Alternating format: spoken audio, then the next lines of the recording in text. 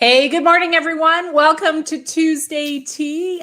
Thanks for joining us today. For those of you who have yet to catch us over on LinkedIn, you haven't missed anything. This is actually our first day doing Tuesday Tea over on LinkedIn. So hopefully I'm live on LinkedIn right now.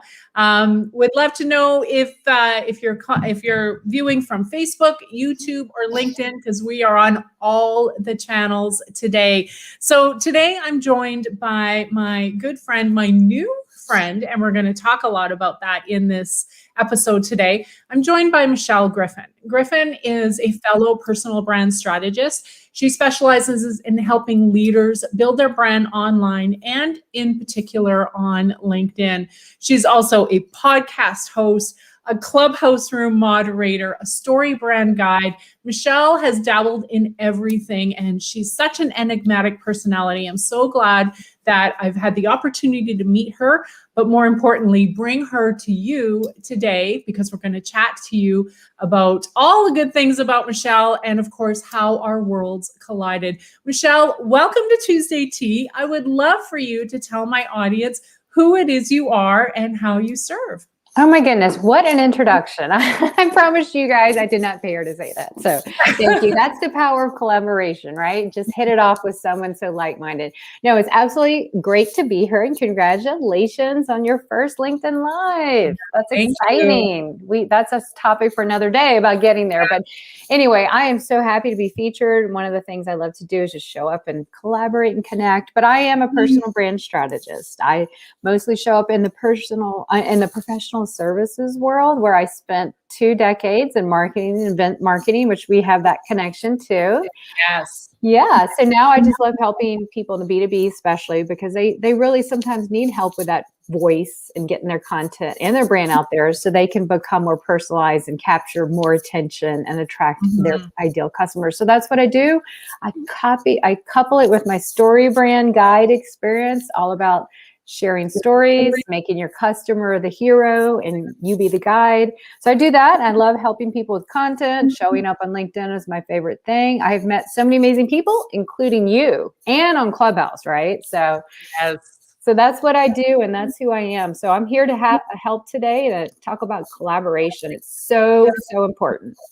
You know, I'm so thankful we're having this conversation, and you're the best person to talk to about this because you've done it so well, and probably for quite a long time as well. But I'm not going to let you off the hook that easy. You have to tell me a little bit more about being a story brand guide, because I am a Donald Miller fan. Look at my story brand book. Like, wow.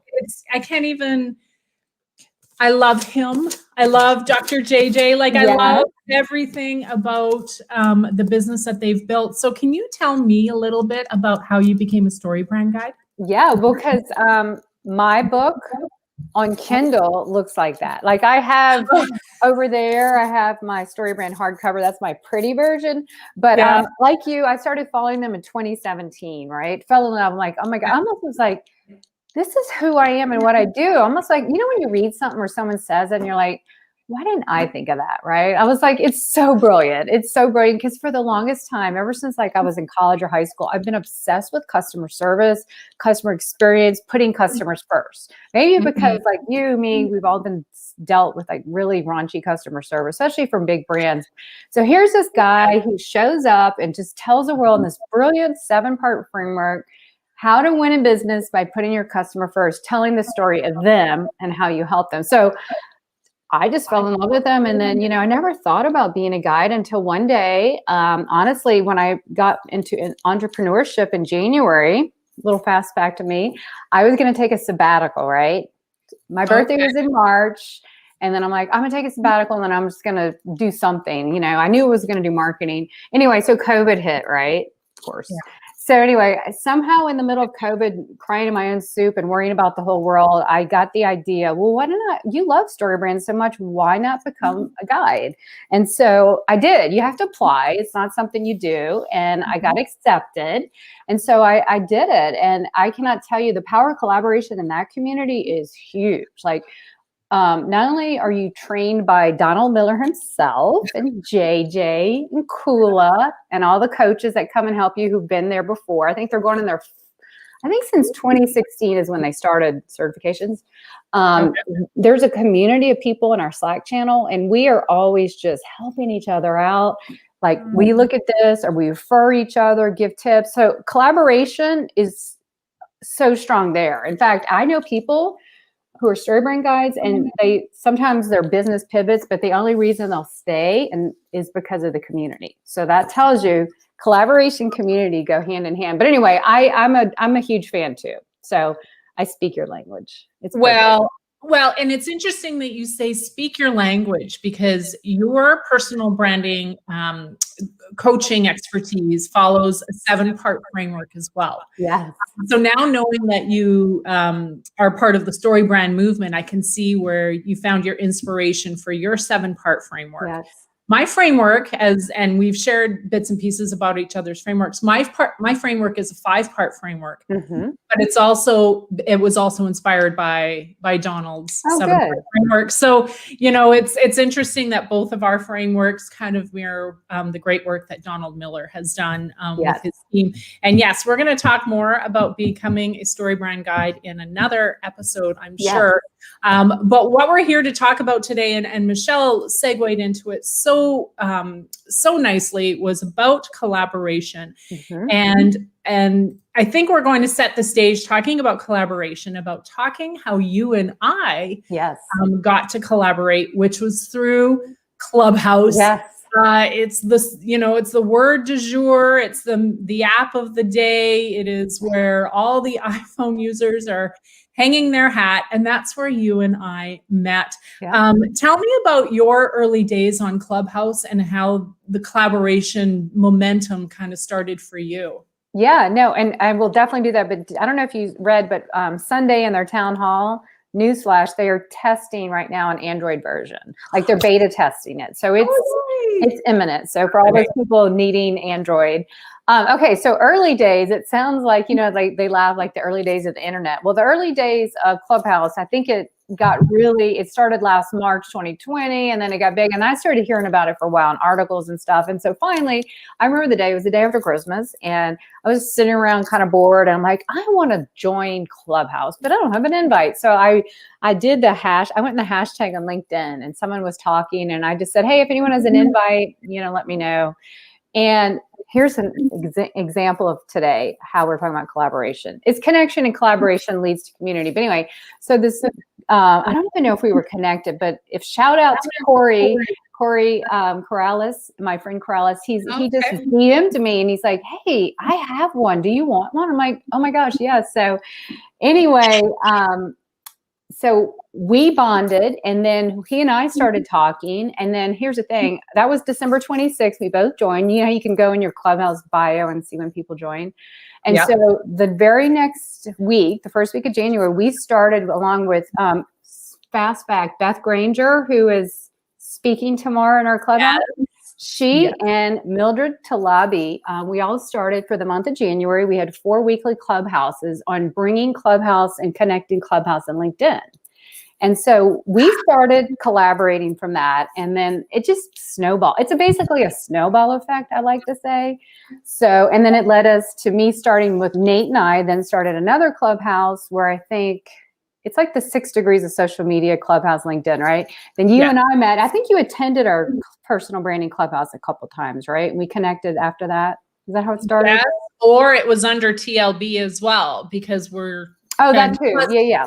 And I'm an admin for TLB, so I'm trying to think of when I may have reached out to you about that stuff. So our worlds keep running into each other. Yeah. And shout out to Bobby Umar, who has the Thought Leadership Branding Club. It's now over 10,000 members. That just blew up. It's clearly a need. He hosts the weekly LinkedIn afternoon mastery show, which is excellent. If you can ever find time to go to that, it's good. It's every day. So anyway, the power of collaboration is driven by the power of connection. First, you make that important connection, right? And then here's the thing, not every connection is going to spark, ignite, and take off, right?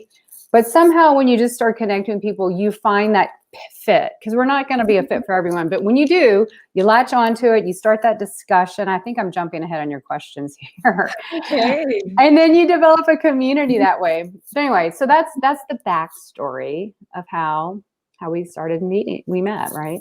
Well, and that's the thing. And that's the great thing about Clubhouse is you start to run into people in the same rooms. Yes. And you're right. There's this, even though Clubhouse is set up so that you can include a Twitter and an Instagram handle, it's really the collision of Clubhouse and LinkedIn that we're seeing.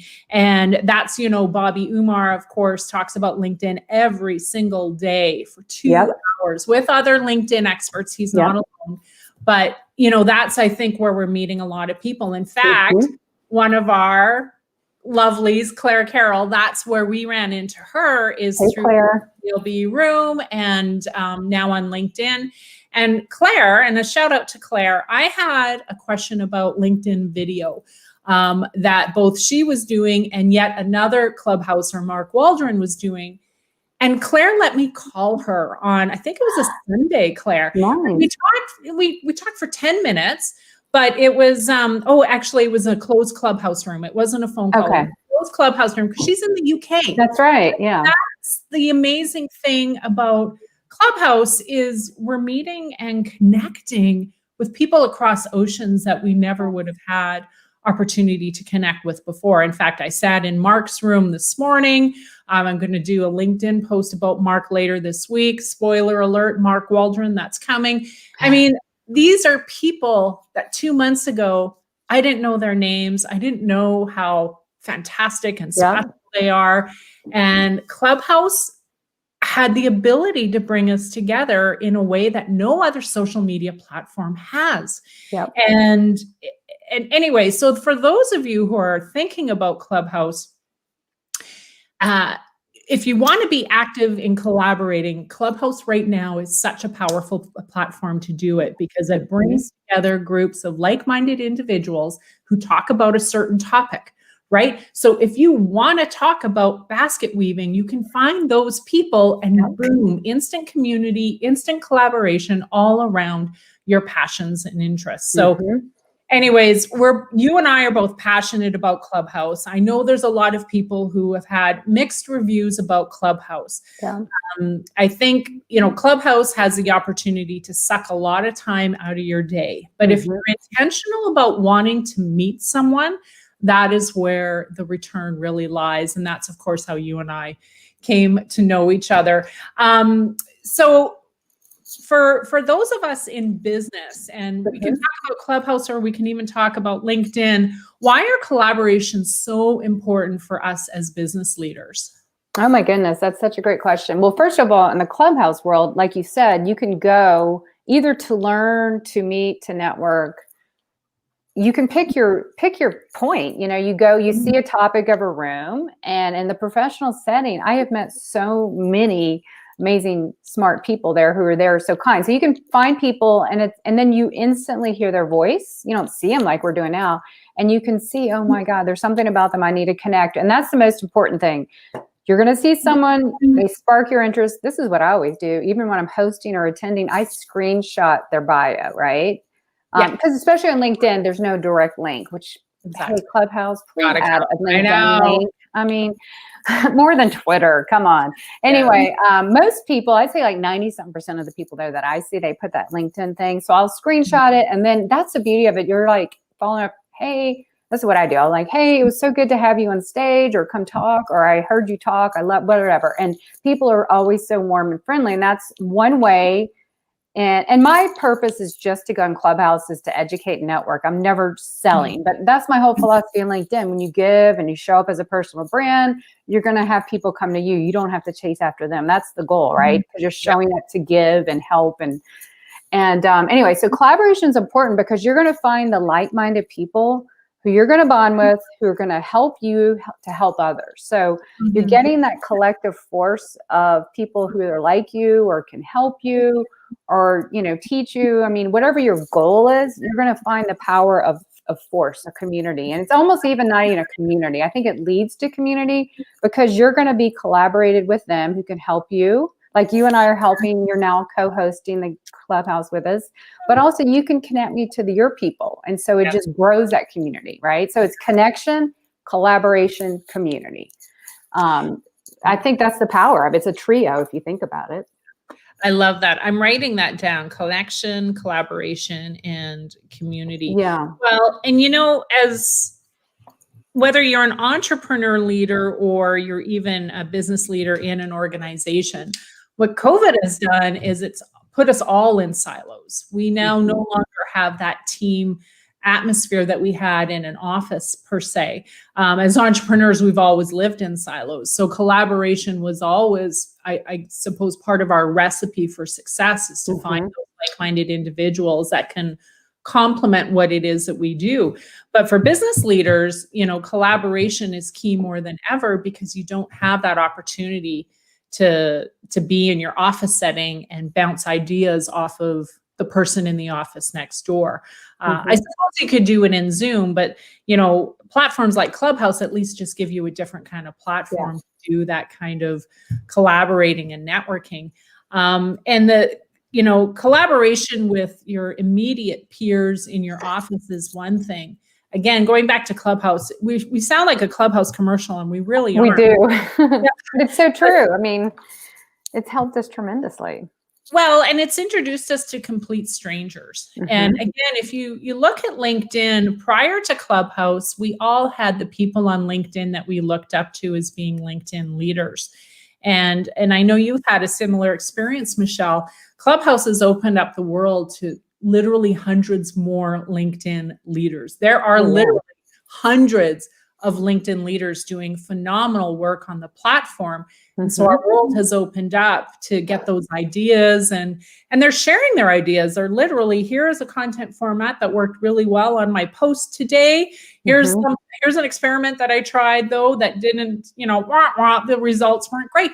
And they're sharing all of those testing ideas, and it's opened up our world to even how we create our content. So many LinkedIn leaders now that we're able to connect with because we heard them on Clubhouse. So, but listen, how do people collaborate if they don't have Clubhouse? Well, I know. Well, first of all, if anyone needs an invite, I have 6, and I've been holding on to those 6 forever. They don't sound as so, I mean, I think it's more plentiful to get them. And first of all, try to get on Clubhouse if you can. You right now have to have an iPhone, but Android's coming soon. We know there's talk that LinkedIn is testing something soon. That's going to be interesting to see how that impacts down the road. But I would try it out, because I'll talk to clients. So I'll give clients, when it first came out, I'm like, hey, you want to get on Clubhouse? And some are like, oh my gosh, yes, I'll try anything, and some have loved it. And the most important thing I hear is like, I'm scared of Clubhouse. I hear it sucks all your time. And I'm like, yeah, it could, but this is how you do it. Like you said, you're intentional. I schedule my time there. My show is weekly, and then I'll go on. There's the morning LinkedIn International show with that amazing group, and then the afternoons. And then I'll just see amazing ones that I want, but you just can't, I don't hop on randomly. I make it very strategic. I have to block it in my time, but just try it out. Okay, so here's the thing. Start small, okay? Go for an hour. Find a topic that you like and start in a small room. Okay. I'll be honest. I've been on Clubhouse for like 5 or whatever months now. And I really only like to hang out with this under 100 people or less. Right. Yes.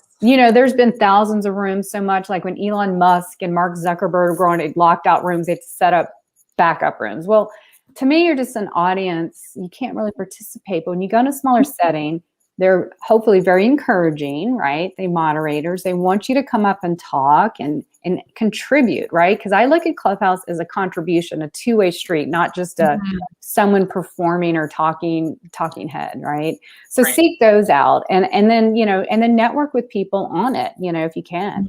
You'll see, aren't you noticing like you can tell like the really friendly people. I've seen some Clubhouses where they're like, oh, DM me separately. I can tell you that, like just in the middle of the public room. They're like, let's reach out. I can help you out. Have you seen that happen in Clubhouse? Yes, I have, but those rooms are the ones I tend to leave fairly quickly. Yeah, when they don't want to share the secret in the room. But you're right. We're DMing with people left, right, and center, whether it's on Instagram or LinkedIn. Like I said, I'm jumping into private Clubhouse rooms with people I just met to kind of dive deeper into a topic.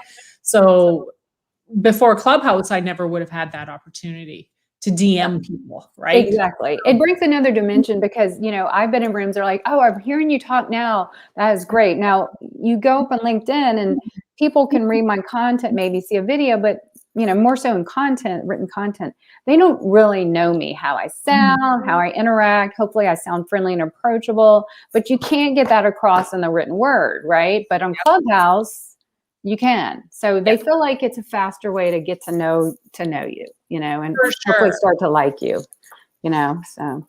Well, and to your point, it's those small rooms. So going back to collaboration, you can't collaborate in those big rooms. The collaboration's already been done. When there's 20 moderators on the stage, they've already collaborated and become co-mods.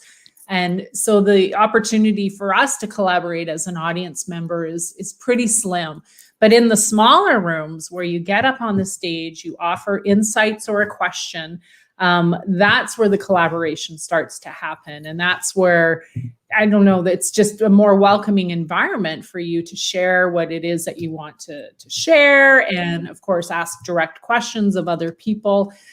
So I love your tips. Start small, find the rooms that, less than 100. I'm even, so I'm an introvert, so I'm even worse. I'll find maybe 50 and below, right? 40, because those big rooms, I hesitate to put up my hand. And again, if I'm intentional about trying to find people to collaborate with, I personally can't do it in a room of 100 people. Yeah. I can do it in a room of 50, 40, 30, definitely a room of 10 people type of thing. Yeah. And I'm not trying to plug our own show, but just because this is my brand. I try to be very encouraging. I come on every week and like, hey, this is about you learning, but I want you to come up. And here's the thing. I don't say, do you have a question now? I say, if you have a comment, insight to share, because some people remember like when you're in school and the teacher's like, who has a question? And you get scared. And so I get that. A lot of people get intimidated. That's why people don't comment on LinkedIn. They don't want to look stupid, or say the wrong thing. So invite people up, if you're moderating, to come up and just share a comment or an insight, because look, everyone's voice matters and everyone should have a voice to do that. And that's the beauty of Clubhouse. And you are so right. And as an introvert and someone who suffers from imposter syndrome daily, you're right. Putting up your hand can sometimes be intimidating, especially when you're in a new room. So that's a co-mod tip of the week, is to invite people to the stage rather than wait for them to timidly put up their hands. So thank you for that. So I have another question, Michelle, and it's regarding the pitfalls and the mistakes that one should avoid when looking for potential collaborations. Do you have any stories to tell about collaborations in the past that didn't go as successful as others? Yeah, I think it's like testing out, say you were going to hire an employee and, you think them, but, some companies will do that like trial period or something just to make sure, or do a small project. I've had some collaborations in the past when you think you know someone, but they didn't maybe end up doing the work they were supposed to, or went off on a tangent. So I think it first involves getting to know someone on Zoom, or, having a conversation and, just talking about some things, because I really feel that when you have a conversation, not like an interview, but just an organic conversation, you can kind of pick up bits and pieces and feelers about people, right? So have a conversation on something you're interested in. Maybe don't throw the idea, let's talk about collaborating. And that's what I think happened to you or me. We were talking and I just started over time, like, gosh, I really like her. I checked out your content. That's another thing. Check out their stuff, right? See what they're doing is, credible, and they're putting themselves out there. And so I'm like, wow, she knows her stuff. She's really genuine. She's really caring. I just felt we had a lot of similar values. And so I'm like, Nate and I, hey, Nate, if you hear this later, Nate Payo, my awesome co-host on the Personal Branding Clubhouse, it gets hard. Like one week in April, we didn't have it because I was in training and he was traveling. And so like, we need someone else to come help us, like another dynamic person. And it just so happened, collaboration, here we are. So anyway, that's my thing. Get to know someone, check them out. But usually if you're making introductions and the connections, you get like-minded people in your mix and they just kind of all align. Does that make sense? Yeah. Oh, it does. And I the word you used, align. Because the word I was going to use was make sure you're passionate about the opportunity. Because I've been on both ends of this. I've been on the end where I want to collaborate with a bunch of people, and their passion for the project wasn't as passionate as mine. And so their commitment to the project kind of waned. And to no fault of their own, right? They've got passions in other areas. And so that's completely fair, because I've been on that end too, where I've been asked to collaborate on projects, but my passion wasn't as high as the other people in the group. And so my contributions probably weren't as impactful or engaging. So, there's a lesson there, I guess, in time management and picking and choosing your opportunities very carefully about the collaborations you want to say yes to, and the collaborations that you have to say maybe later to. I hate saying no, but I always think, okay, if I can say maybe no later, but maybe at a time in the future. Because I know if we started, I suppose, collaborating with everybody, the impact of those collaborations is going to wane as we take on more. You don't want to ruin your personal brand, your name, by saying yes, thinking you're helping someone by saying yes, when you can say something eloquently like, I just don't have time for it now, maybe later, because it ruins the entire relationship. And then you're not authentic about it. No one's happy. It's not a good fit. Everything has to be a fit. So it's okay to say no, or even better, maybe later. Or not right now, or not right now. And I've done that myself. And this is where you and Nate have been such a blessing for me, is I had a room as well where, again, trying to find like-minded individuals who wanted to moderate. But the time I had for my room, it just did not fit with anybody's schedule. And so trying to find those co-mods was really tough.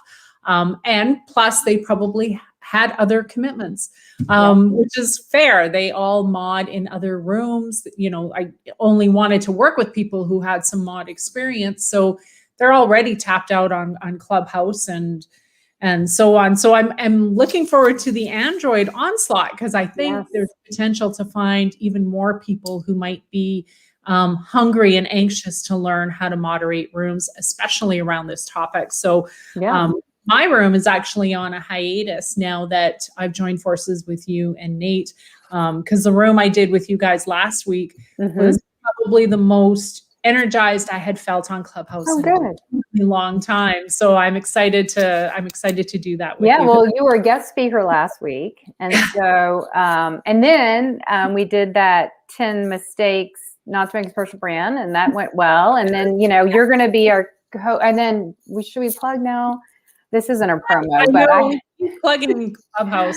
Well, if you guys want to know about LinkedIn, tomorrow, come join us at 10 a.m. Eastern with amazing Beth Granger, who's a LinkedIn consultant trainer, and she knows her LinkedIn stuff too. So she's going to be helping us with that. And, people wonder about Clubhouse. I don't personally sell on it. Nate's always telling me you should probably introduce yourself a little more robustly, Michelle, and tell people more what you do. And I guess that's just my nature. I'm like, well, people, I'm just here to help them. And I don't see Clubhouse as a promotional thing for me. Do you see it more as an educational platform? And the amount of what you can learn there is amazing, right? Just showing up. I learn something new every day that I go to Clubhouse. Every time.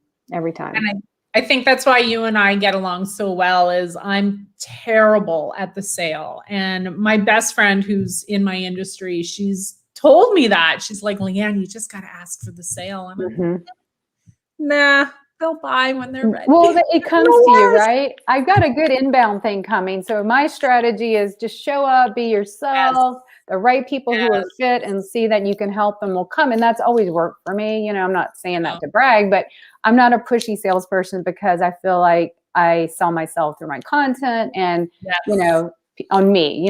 I actually referred one of my people today to someone else, because I told him, I said, hey, I can help you with XYZ, but this is not my lane. So I'm going to make sure that I connect you. If I can't help you, I will always connect you to someone who I think is a better fit. That's me. I just think that's another collaboration motive right there, right? So exactly. And that's why you and I are such big fans of the word collaboration.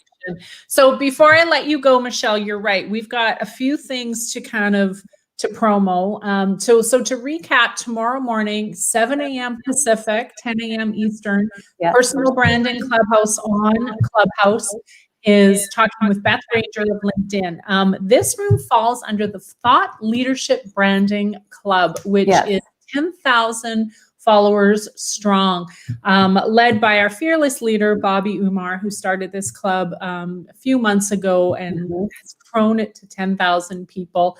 If you're interested in learning more about the Thought Leadership Club, find me or Michelle over on LinkedIn and send us a quick DM. We're still looking for others who want to moderate rooms about thought leadership, and we have training materials and a supportive community of collaborators who want to coach you through those next steps of your Clubhouse journey. Before we go, Michelle, I want to make sure that my audience has 3 really quick takeaways about collaboration. I've made a bunch of notes, but I want to defer it to you first about your 3 biggest tips around collaboration that people can take away today. Well, I think the 3 C's of what I named, you may have written them down. First, you have to connect with people. Find that genuine connection, someone you can see is maybe is going to be a good fit for you, right? And then you, so you connect with them, and then you try to collaborate with them. Like I said, just find the like-minded alignment that you want to do. Make sure you're, a good fit. Talk to them.